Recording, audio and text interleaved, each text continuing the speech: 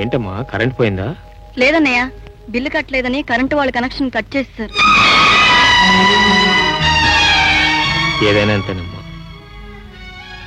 సమయానికి మనం సరిగ్గా బిల్లు కట్టలేకపోతే కనెక్షన్లు వాటంతా అవే కట్ అయిపోతూ ఉంటాయి. గ్లాస్ మంచినీళ్ళు తెచ్చిపెట్టాము. అలాగే అన్నయ్య.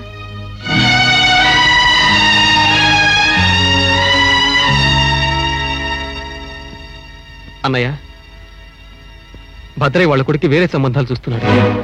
నా ఫ్రెండ్స్ చూడటానికని ఇవాళ్లే వచ్చేళ్ళారట.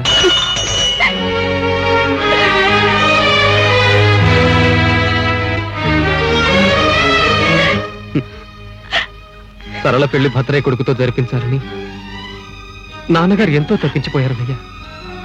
చివరికి అదే జరగకుండా పోతుంది. నాన్నగారు ఏ లోకంలో ఉన్నా ఈ విషయం తెలిస్తే ఆయన ఆత్మ క్షోభిస్తుందన్నయ్య, క్షోభిస్తుంది. బాబు, నిన్ను కనిపించేనే తప్ప చెట్టంత కొడుకువైనా నిన్నెప్పుడు ఏది ఇమ్మని అడగలేదు. ఇప్పుడు అడుగుతున్నాన్రా. నువ్వు ఏం చేస్తావో ఏవో నాకు తెలియదు. అన్నవై పుట్టినందుకు ఆ చెల్లెలి కళ్ళల్లో కన్నీళ్లు ఆనంద బాష్పాలుగా మార్చు. మీ నాన్నగారి కడసారి కోరిక తీర్చు బాబు, తీర్చు. అన్నయ్య, తప్పుడు సొమ్మును చేత్తో తాకినందుకు రవిని తిట్టి కొట్టి ఇంట్లో నుంచే వెళ్ళగొట్టావు.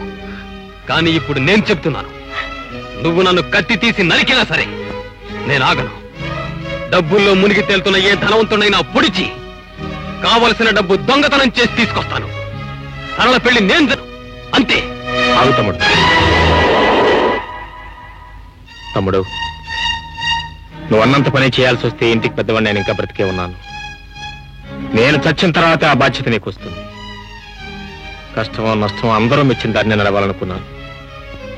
అందుకే కన్న తండ్రిని పోగొట్టుకున్నాను, ప్రేమించిన ప్రియురాల్ని పోగొట్టుకున్నాను. ఇక మిగిలిన మీ ముగ్గురు నెట్టి పరిస్థితులను జారవిడ్చుకోదలుచుకోలేదు. నువ్వు చేయాలనుకున్న దొంగతనాలేవో నేనే చేస్తాను, ఆ దోపిడీలేవో నేనే చేస్తాను, ఆ హత్యలేవో నేనే చేస్తాను. ఈ ఒక్క సంతకంతో నీ రోజులు ఒక్కసారిగా మారిపోతాయి. ఆ మార్పు మంచిగా చెడ్డగానే ఆలోచించకు. నువ్వు లక్షలు కోట్లు సంపాదిస్తావు. ఆ డబ్బు మంచిదా చెడ్డదా అని ఆలోచించకు. ఈ ఇంటికన్నా పెద్ద ఇల్లు కడతావు. అది ఇల్లా లేక ప్రజల రక్త మాంసాలతో నిర్మించిన భూతగృహమా అని భయపడకు. కళ్ళని మనస్సుని మూసేసుకుని అనుభవించడం నేర్చుకో. ఈ ప్రపంచంలో ఆనందం అంతా నీదే. మంచిని నమ్ముకుని ముందుకు నడవాలనుకున్నప్పుడు ఒక్కడుగు కూడా వేయలేకపోయాను. కానీ చెడు నమ్మిన తర్వాత నేనెక్కడా నిలబడలేదు. పరుగు పరుగు పరుగు. అతి కొద్ది కాలంలో ఒక జీవిత కాలానికి సరిపడినంత దూరం పరిగెత్తేశాను. నాకు తెలుసునయ్యా భారత్ బాబు, నువ్వింతటి ప్రయోజకుడు అవుతావని మీ నాన్నతో ఎప్పుడో చెప్పాను. అయినా వినిపించుకోకుండా నిన్నలరి పెట్టి తానలరిపడి ఆ మహానుభావుడు హఠాత్తుగా అవతారం చాలించాడు. సుభద్రమ్మ తల్లి, ఏవైనా అదృష్టం అంతా నీది. ఎంతటి పనైనా అతి సులువుగా చేయగలిగిన కొడుకుని కన్నావు. ఆశా, మన పెళ్లి ఎంత తొందరగా జరగాలని ఆశపడుతున్నాను అంత ఆలస్యం అయిపోతుంది. ముహూర్తాలు లేవంటోందమ్మ. అమ్మ మాట కాదనలేను. నా కాబోయే శ్రీమతి మామూలు ఇంట్లో ఉంటే నేను సహించలేను. మన పెళ్లి కాకుండానే నువ్వు మా ఇంట్లో ఉంటే లోకం సహించదు. అందుకు నీకోసం ఇల్లు తీసుకున్నాను. నువ్వు మీ అన్నయ్య వదిన అంతా ఇక్కడే ఉండొచ్చు.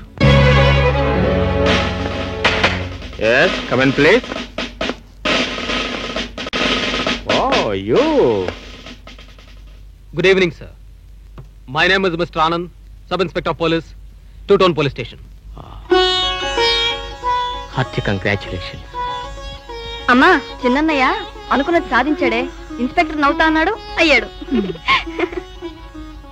తమ్ముడు, నీకు ఉద్యోగం చేయవలసిన అవసరం లేకపోయినా పట్టుబట్టి ఇన్స్పెక్టర్ అయ్యావు. గుడ్. కానీ ఎందుకో ఇది నువ్వు చేయవలసిన ఉద్యోగం కాదేమో అనిపిస్తుంది. అన్నయ్య, మనం డిగ్రీ మనల్ని పరస్పరం చాలా అవమానించుకున్నాం. ఇంతకాలానికి డిగ్రీ మనల్ని గౌరవించినప్పుడు మనం కూడా డిగ్రీని గౌరవించాలి కదా.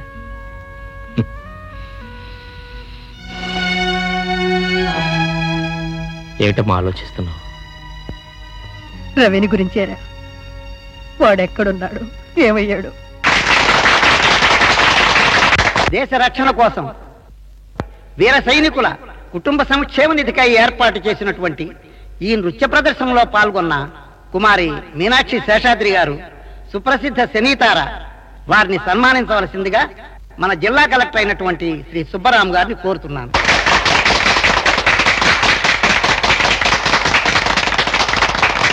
My dear friends, I congratulate and appreciate the famous film star Meenakshi Seshadri, who came specially from Bombay to give this brilliant performance for the welfare of our Jawans.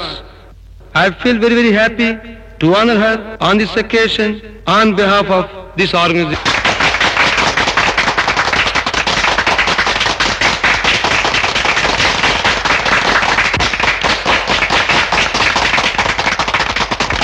Friends, let me also congratulate and appreciate our Ravi Kumar, who has given a brilliant performance in this function which is meant for raising the welfare fund for our Jawans.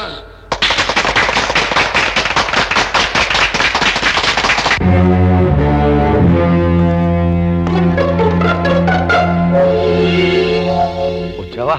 పని చేసుకొచ్చావా? భారత్, ఈ డీల్లో మన లాభం 2 లక్షలు. నీది పావలా వాటా 50,000 తీసుకో. President, మీకు ఫోన్ వచ్చింది. అక్కడి నుంచా? ఏమని? Is it wonderful. Dear friends and VIPs, మీ అందరికీ ఒక గొప్ప శుభవార్త. మన దేశ సరిహద్దుల్లో గలాటాలు చిలికి చిలికి గాలివానైనట్టు యుద్ధంగా మారబోతున్నదట.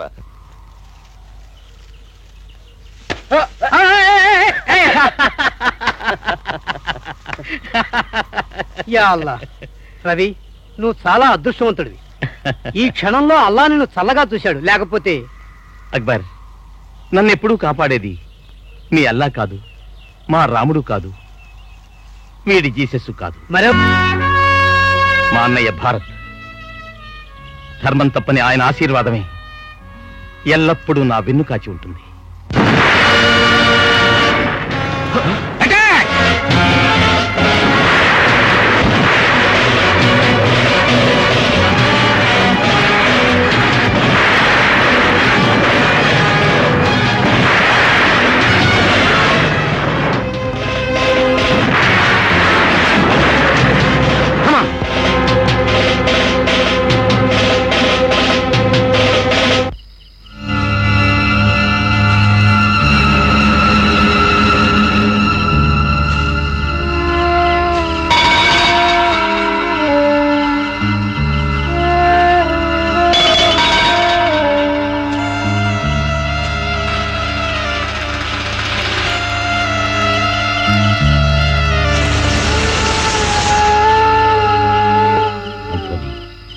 మన భూభాగంలోకి చొచ్చుకుని వచ్చి 2 నెలలుగా మనల్ని ముప్పు తిప్పలు పెడుతున్న ఈ శత్రుస్థావరాన్ని ఈ రోజు నేలమట్టం చేయకుండా ఇక్కడి నుంచి కదలను.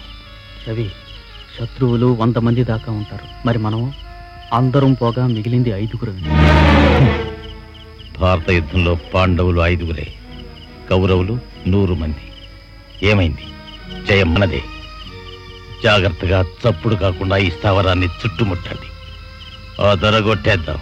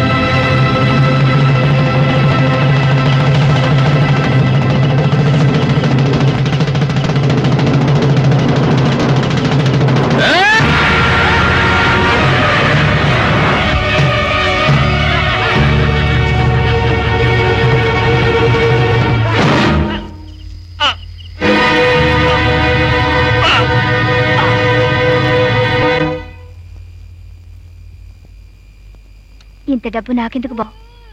ఇదంతా నేనేం చేసుకుంటాను? తులసి, నాకు డబ్బు అవసరమైన రోజులు నువ్వు నా కోసం ఎంత త్యాగం చేయడానికి సిద్ధపడ్డావో నాకు ఇంకా బాగా గుర్తుంది. నీ రుణం ఈ జన్మలోనే కాదు, ఏ జన్మలోనే తీర్చుకోలేదు. నా ఆస్తిని అంతస్తుని పంచుకునే హక్కు నీ ఒక్కదానికే ఉంది. రేపు ఉదయం వస్తాను. నువ్వు మీ నాన్న అందరం కలిసి మా ఇంటికి వెళదాం. మీ ఇంకా బాబు? అవును తులసి, నాకు సంబంధించినంతకు నువ్వే చేతవి. తులసి రామాయణంలో రాముడు లేడని నువ్వు బాధపడుతుండేదానివి, కానీ ఈ భారత రామాయణంలో సీత దొరికినందుకు నేను అంతపడుతున్నావు.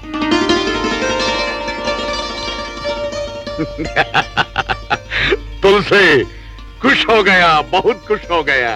వస్తాను తులసి. భరత్ భాయ్ తో నేను కూడా బజార్ దాకా వెళ్తాను. నా ఖాళీ ఈ రోజు ఇక్కడే.